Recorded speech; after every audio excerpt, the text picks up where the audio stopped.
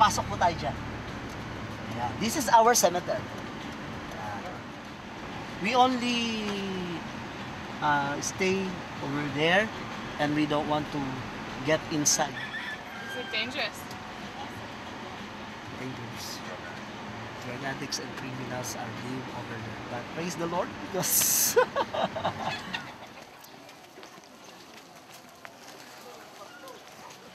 some of the tomb are located here. As you can see, those stone, they are tomb.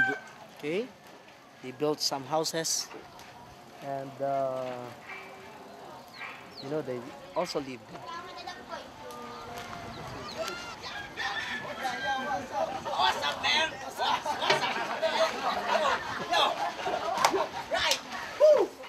Okay!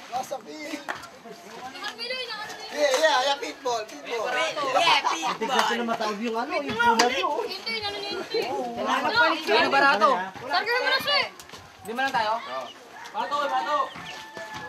As you can see, there's open tomb.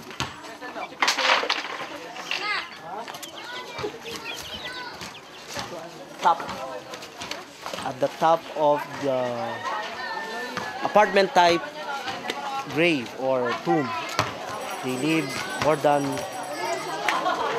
50 families at the top, and they use the open tomb as their rooms, putting some things that they are using for their families.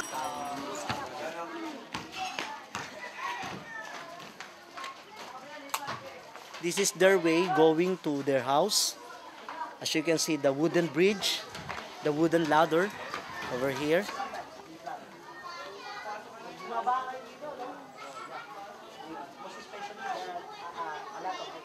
Sniff the smell of this. These are the, the corpse or the body of the dead ones.